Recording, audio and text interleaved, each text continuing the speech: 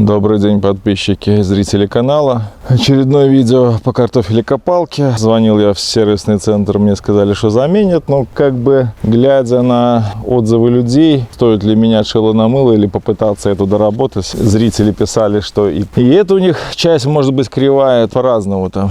Все они практически с браком. Но такое чувство у меня сложилось, что все с браком, и тратить свое время на гарантийный ремонт, либо замену, потом в последующий возврат, опять же, с возможным браком и опять последующую замену. Какая-то ерунда получается. Как долго все это будет происходить? Месяц они будут рассматривать, изучать, потом привезут новую, которая, возможно, также не подойдет. Так у нас и картошка поспеет, и нечем будет выкапывать ее. Был комментарий: живя в Беларуси, покупаете украинскую технику. В том-то и дело, что покупайте белорусское. А где его найдете, белорусское? Нету нигде. Зритель с логином Женя Бука отписался: сегодня ездил с Маргонь, мотоблоков вообще нет в продаже, стоял один Свейм и 13 сил, и то висела бумага, что продан. В наличии был окучник и плуг, и барана. По поводу картофелекопалки я задал вопрос, видел ли он. Нет, не было, только некоторые запасные части к ней.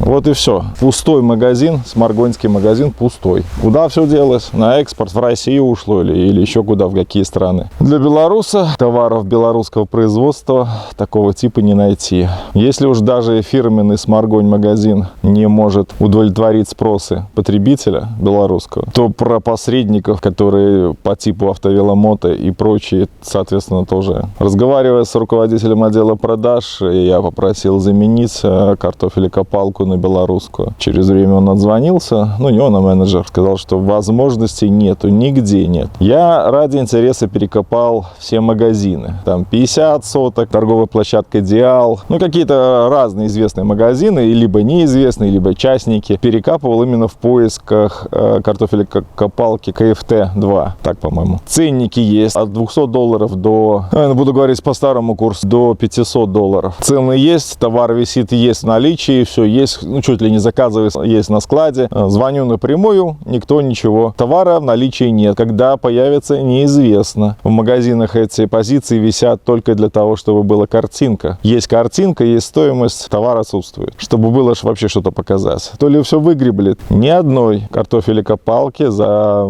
4 часа поиска КФТ-2 я не нашел. Белорусского производства с города Сморгонь. В Беларуси я их даже бэушно не нашел. На Куфоре смотрел, везде смотрел. Вот и купи белорусское. Соответственно, попытаюсь сейчас с ней что-то сделать, с этой картофелекопалкой. Были советы укоротить трубу эту. Ну, даже вроде бы какой-то дельный совет. Попробую сейчас. Я не знаю, насколько это получится. Сейчас буду заново прилаживать, смотреть, придет ли мне что в голову. Без разрезания, как я изначально хотел. Может быть, я сумею как-то действительно подогнать все это дело. Одену сейчас полностью, посмотрю, насколько есть запас в этом месте, чтобы есть вероятность того, что укоротив трубу, я выйду этим отверстием за пределы отверстия фиксатора этого шкворня. В общем, смотрите, буду делать. Возможно, это несколько дней буду делать.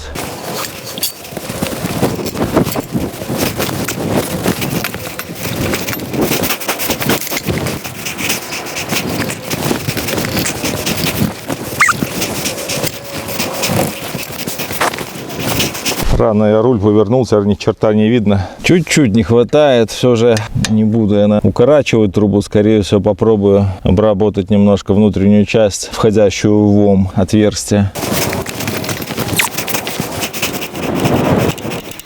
Знаете, оно даже видно, что когда фиксатор опускается, и в конце он упирается прямо именно в эту выемку и сдвигается в сторону. Насколько вам будет видно это. Вот он опускается и сдвигается чуть-чуть. Вот смещение здесь чуть больше, здесь, куда изначально он должен был опускаться, надо выбрать вот эту часть.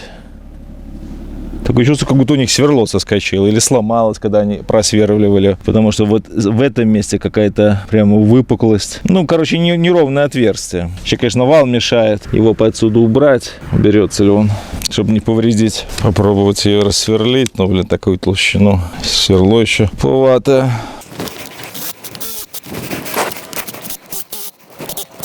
Сверлится скорее вверх, чем вниз. вы знаете, поддается обработке. Слабенький металл почесывается. Может быть, и что-нибудь получится.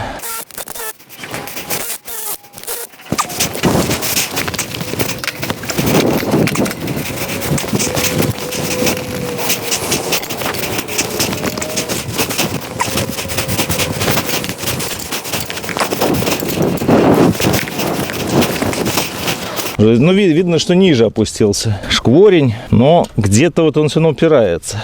Ну, попробуем еще разок снять да посмотреть.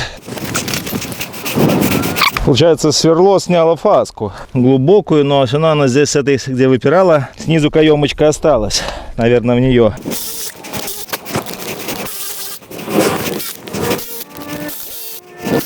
Ну вот, кажется, все. В Кремере на вид все. Сейчас узнаем.